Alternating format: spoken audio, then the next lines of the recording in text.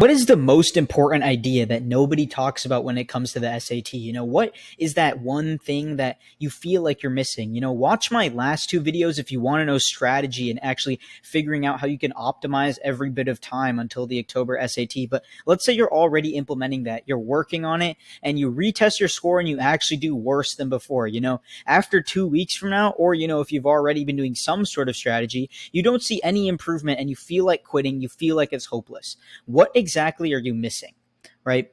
So, hi, I'm Karthik. What do you actually have to do to get a high score that doesn't involve the strategy but something else? So, the expectations of preparation.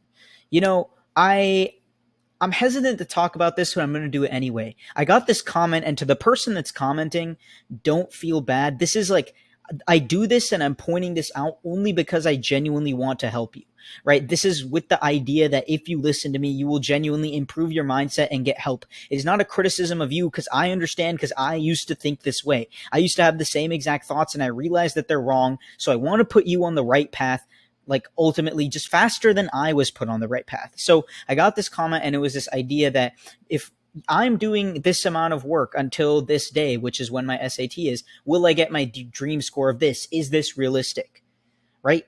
And I was actually thinking of saying no to that, right? But not because the timeline was unrealistic or the amount of work was too little, but because the mindset that comes with doing fixed work, with this idea that I'm only going to do a certain amount every single day and expect my dream score to just happen as a result, right? You need to get out of this mindset. It's not that the work amount is small, and in my opinion, it was on the lower end and it wouldn't have probably worked out.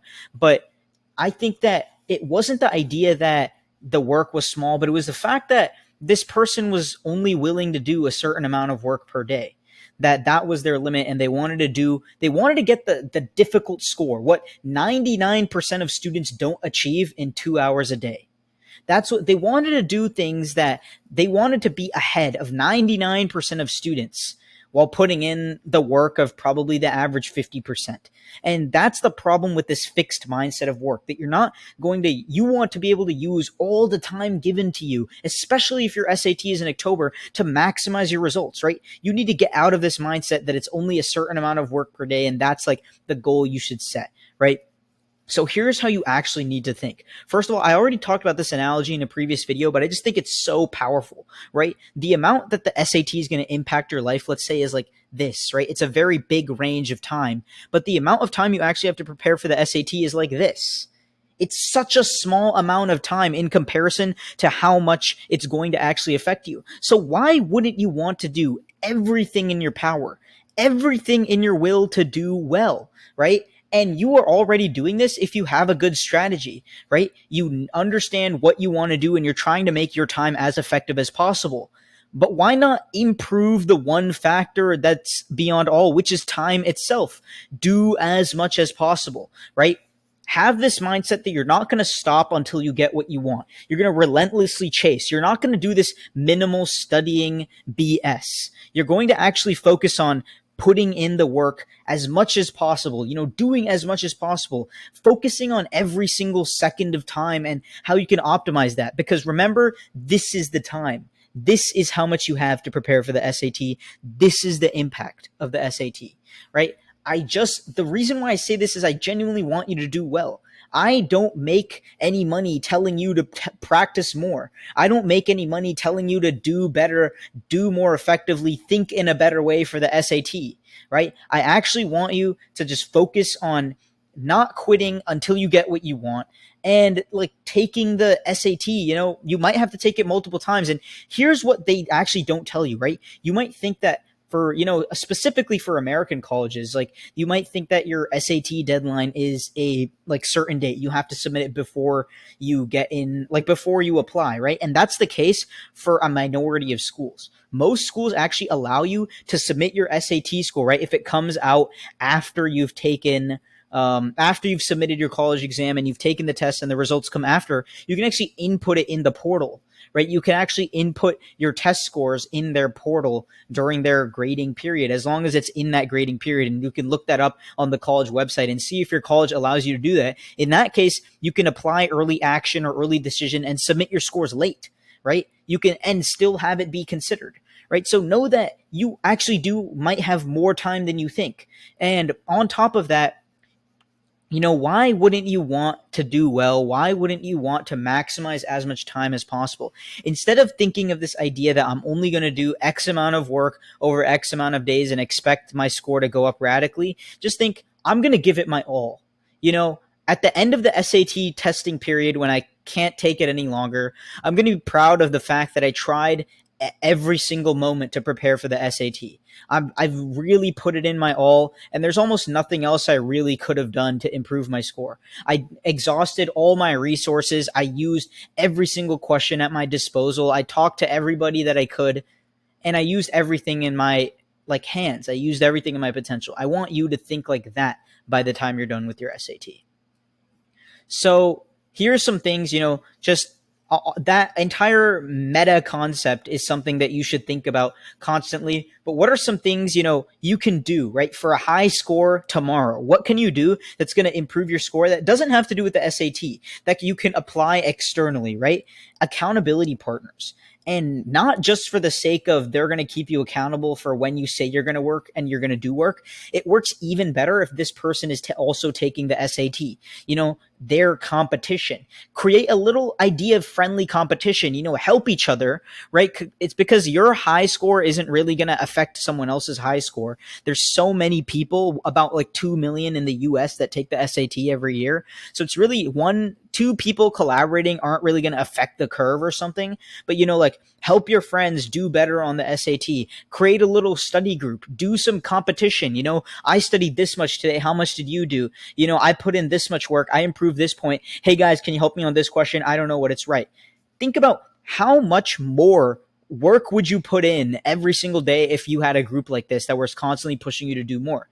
And also, how much more effective would overall your studying be if you had this group?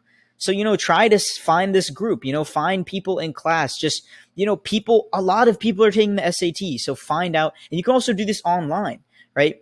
And also have a consistent schedule, whether that's eating, your sleep schedule, and studying. And trust me, I was a high school student too. I know that sleep, having a consistent sleep schedule can be extremely difficult, especially in the hardest high school years, coming to that idea, right? So here's what you got to do, right?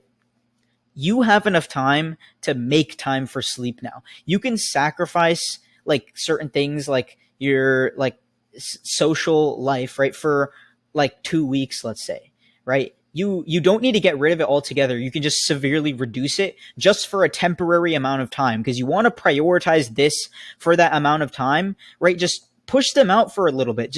You can just go to them I really want to improve on this. I need this much time. I'm just not going to be gaming so much or hanging out so much. I'm just going to be focusing on this. I'll come back after I'm done, right? And that's totally reasonable, and you need to be able to set those boundaries. Wasting time and doing things that might seem fun but are reducing this already small portion of time that you have, it's reducing it, right? If that's the case, it's not helping you. It's negatively impacting your SAT score. So prioritize what you need to prioritize, which is the work that you're doing, getting good grades in school, eating well, right? And sleeping consistently for the right amount of time and at the same time every day. Because if you do all of those for 2 to 3 weeks, your productivity is going to skyrocket. You're going to be so much better than all the other students that don't do that, right? You have enough time to do this before the October SAT. It's something that you can do. It's achievable, right? So here's some even more external things that you can change. Your environment. Obviously, as much as you can, not everybody has full control of their environment, but create this testing environment in your desk or in your room or wherever you work, right? Have it be as quiet as possible, no distractions, the correct amount of breaks, and the time duration of breaks. If you need to use the restroom, you use it, and you don't go on your phone in between sections. You do everything that you are allowed to do in the testing room at your own house every time you're taking practice exams. Control your environment to simulate the SAT.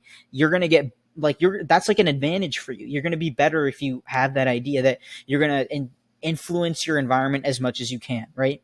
Improve how long you can pay attention for. Now, this is might seem like a very complicated thing to do, but if you take full length practice tests and dedicate your full focus to it, you will get better. If you avoid things like social media and video games for like a short period of time, literally like a couple days to a week, you will improve your duration of focus. You will be less distracted by these things. There will be rest. There will not be illuminating in your mind. Sacrifice now for your future benefit. You're also going to be less fatigued during your exam, right? As a result, but also if you want to prevent test fatigue during your exam, taking full length practice tests and just doing them in their full duration is naturally going to get you better at that same thing, right? So you can prevent test fatigue by practicing, right? And remember, ultimately, it's belief plus effort, which equals your results. You genuinely have this. I think if you apply all these things, almost everything is going to be stacked in your favor. And if it's not in October, it's going to be in the October school day. If it's not in the October school day, you can even take it in November and still make the early decision deadline. I did the same thing. You got this. I think with everything that I've given you, it's all stacked in your favor. Thank you guys so much, and I hope you learned something today.